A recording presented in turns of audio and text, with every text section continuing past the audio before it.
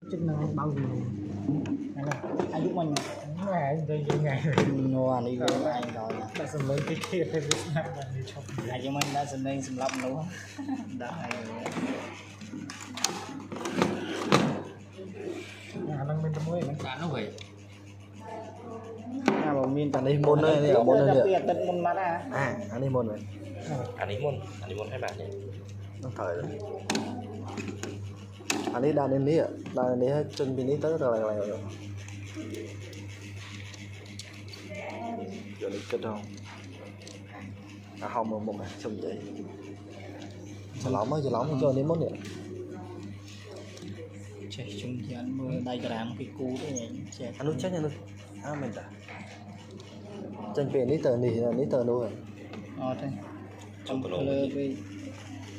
những bạn con đây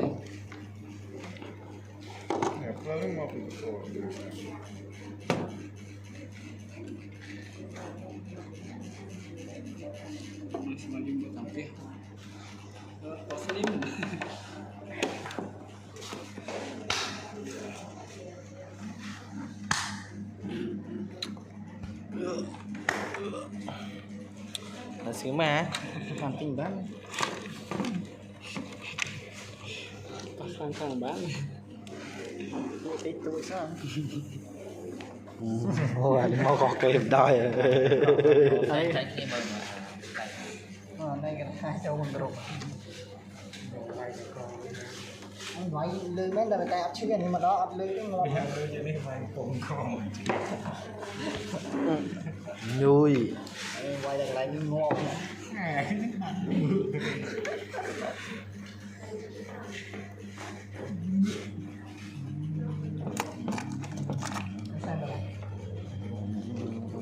sáng này nó đây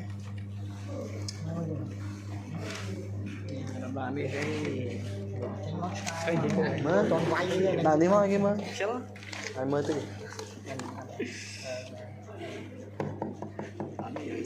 thử nữa anh vậy thử anh nó pha cho một bảy pha giấy tiết bảy pha trên một ít cho anh mình thử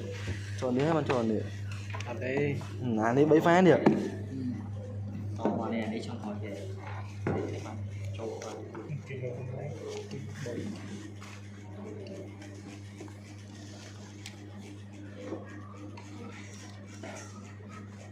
cho mình chai chó mà anh ấy hộ mình tất cả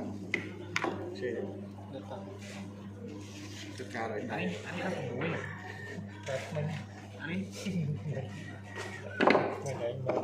không